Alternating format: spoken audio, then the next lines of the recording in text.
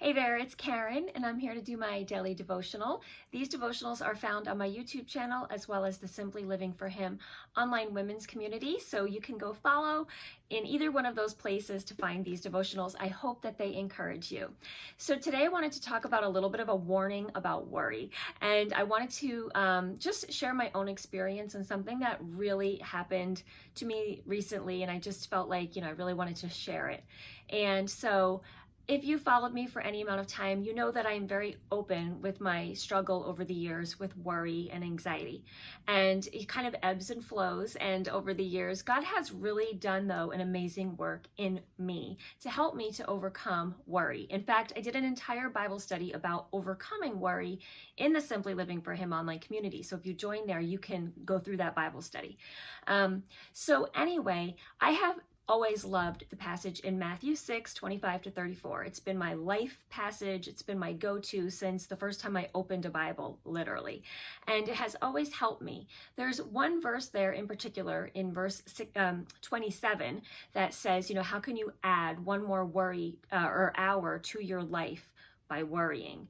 I've known that truth. I've meditated on that truth. I've studied that truth forever, right? And I know in my heart that all my worrying in the world is not going to stop God's plan. And so it's taken a really long time, though, to really wrap my brain around it and grasp that truth.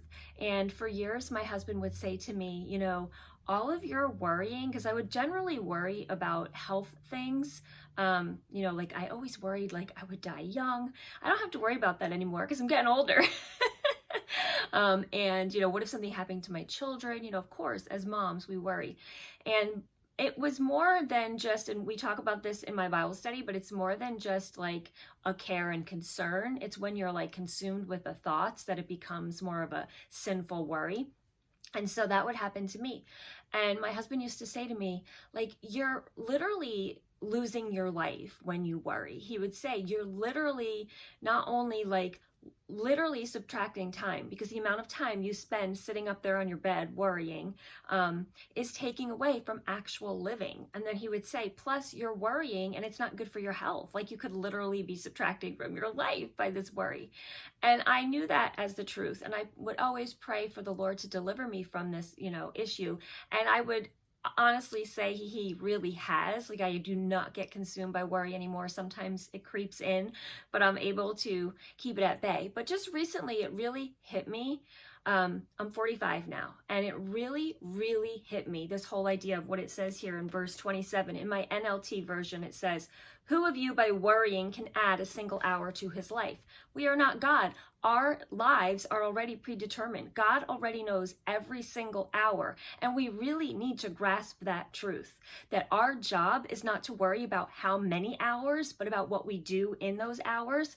And it really struck me recently because I'm 45 now, and I thought to myself, my goodness, half of the things, I would say 99% of the things I worried about in my younger years did not happen. And Steve was right. And, the Bible is right. And I would think I did really waste so much time. And I was overcome with this feeling of what a waste. Like all these things that I really worried about that did not happen.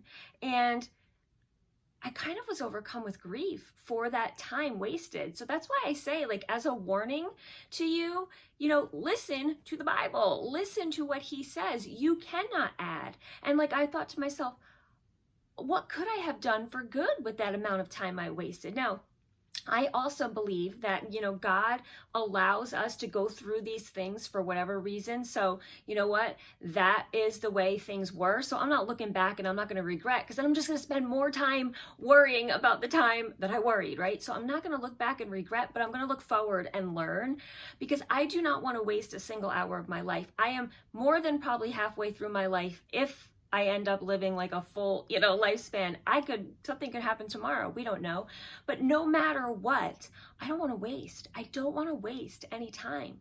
And it just really hit me recently, like, imagine what I could have done with those hours. And it just makes me more on fire now than ever. Like, moving forward in my life, I do not want to waste a single moment worrying about something that's already determined. My worrying isn't going to change it.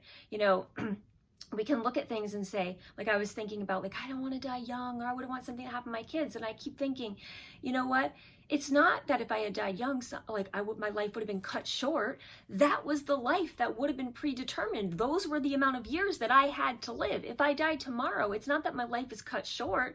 It's that those were the hours I was predetermined to live. So what am I doing with those hours rather than worrying about how many I have? Because in the end, I'm going to be with Jesus. I'm not going to be looking back and saying, oh, I wish I had more time on earth. I'm going to be with Jesus. I'm not going to be sad.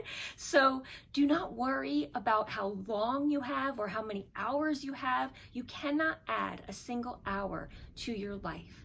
So I would encourage you to read Matthew 6:25-34. It has been, like I said, a lifeline for me. But just recently, it really, really, really struck me, that verse in there in 27. I cannot add another hour. And in fact, I don't want to. I want to live out the life God has determined for me every single hour for Him, for, His glory, and not waste a single moment of it. He has determined every hour that I will live. So how will I use those hours? I'm not going to worry about how many I have, but how I will use those hours. And I hope that would encourage you today to maybe look at things a little bit differently. If you're like, you tend to be like me and worry about those kinds of things, just keep your eyes on Him and know that in the end, you're not going to look back and wish you had more time on earth, because you're going to be with Him in heaven.